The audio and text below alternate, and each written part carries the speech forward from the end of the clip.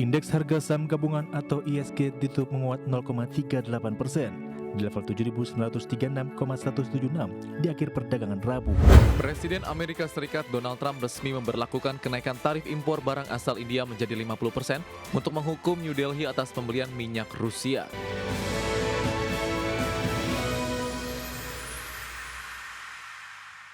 Terima kasih Anda masih bergabung bersama kami. Pemirsa, indeks harga saham gabungan atau ISG ditutup penguat dengan perlahan mencoba mendekati level psikologis 8 ribuan di perdagangan di hari Rabu.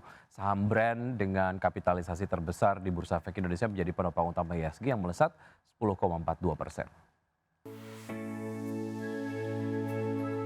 Indeks harga saham gabungan atau ISG ditutup menguat 0,38% di level 7.936,176 di akhir perdagangan Rabu.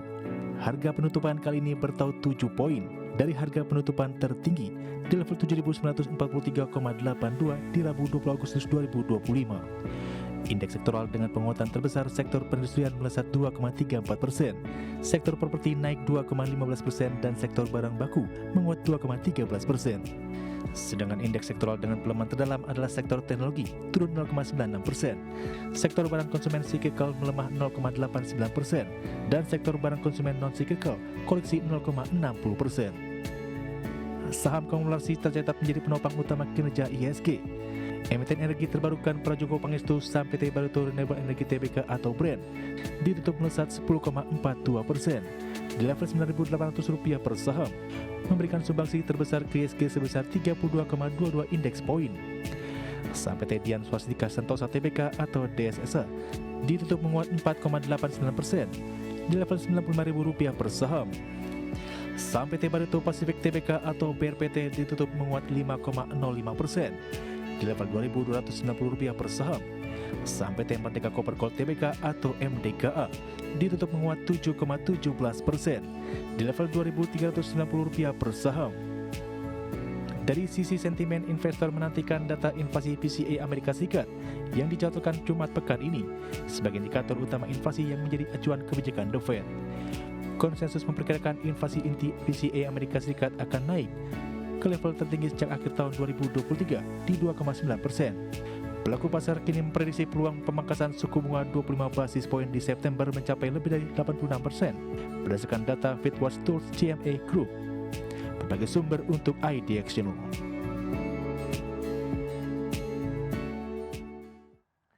Presiden Amerika Serikat Donald Trump resmi memberlakukan kenaikan tarif impor barang asal India menjadi 50% dan tarif yang berlaku mulai Rabu 27 Agustus 2025 tersebut menggandakan bea masuk sebelumnya sebesar 25% terhadap ekspor India.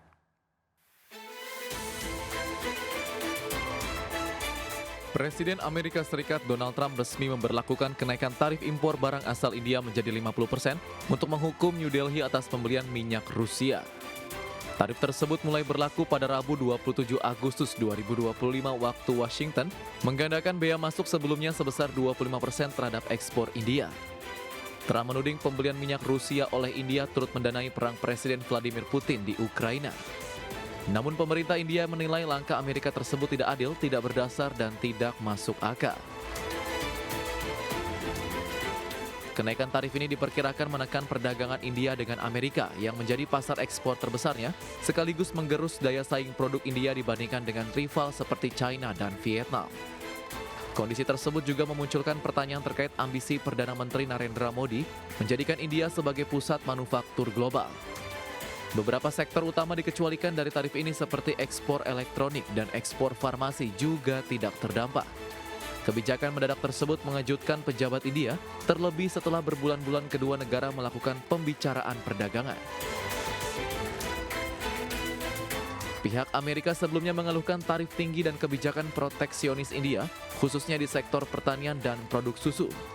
Sementara itu, rencana perundingan putaran ke-6 antara kedua negara yang semula dijadwalkan 25 hingga 29 Agustus juga ditunda, sehingga memunculkan keraguan apakah kesepakatan dagang dapat tercapai tahun ini. Berbagai sumber IDX Channel. Kontraksi laba industri China turun dengan laju yang lebih lambat pada bulan Juli 2025 yang menandakan upaya pemerintah untuk menekan kelebihan kapasitas mulai meredakan tekanan dari ketatnya persaingan produsen.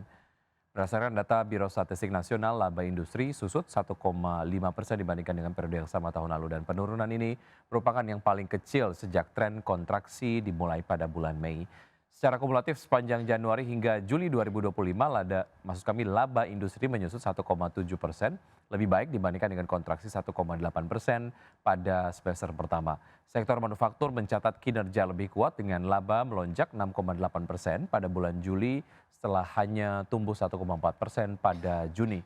Produsen bahan baku, baja, dan penyuling minyak bahkan berhasil berbalik dari rugi menjadi untung pada bulan tersebut. Meski demikian, margin laba masih tertekan akibat permintaan domestik yang melemah. Ekonomi terbesar kedua di dunia tersebut mencatat pelemahan luas pada bulan Juli dengan inflasi konsumen jatuh ke level 0 dan pertumbuhan penjualan retail yang melambat.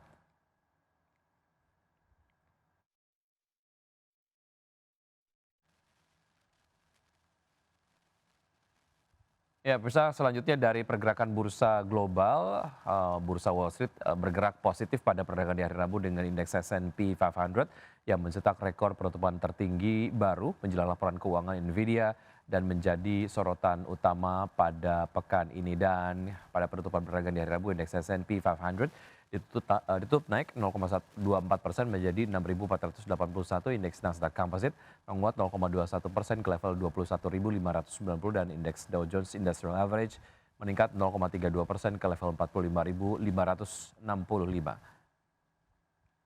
Sementara itu dari Eropa, indeks saham utama Eropa Stoxx 600 menguat tipis pada hari Rabu setelah mengalami tekanan jual tajam sehari sebelumnya. Kenaikan ini terjadi di tengah kewaspadaan investor terhadap ketidakstabilan politik di Perancis dan penantian laporan keuangan Nvidia. Dan indeks Stoxx 600 ditutup naik 0,1% ke level 554,76. Sementara DAX Jerman melemah 0,44% ke level 24.046 dan FTSE 100 Inggris melemah 0,11% ke level 9.255.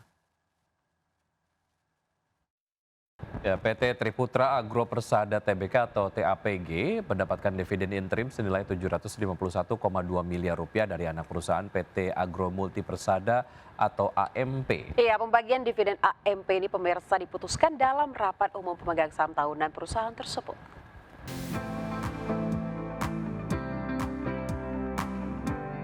PT Triputra Agro Persada Tbk atau emiten dengan kode saham TAPG mendapatkan dividen interim senilai Rp751,2 miliar dari anak perusahaan PT Agro Multi Persada.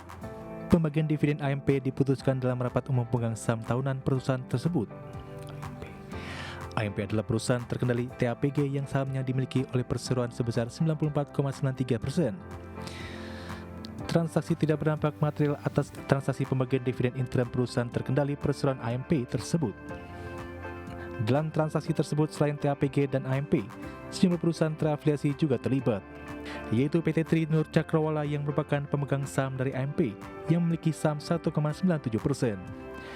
Lalu PT Triputra Investindo Arya yang merupakan pemegang saham dari AMP yang memiliki saham 1,91%. Serta PT Daya Adicipta Mustika yang merupakan pemegang saham dari AMP sebesar 1,19%. Berbagai sumber untuk ID Action.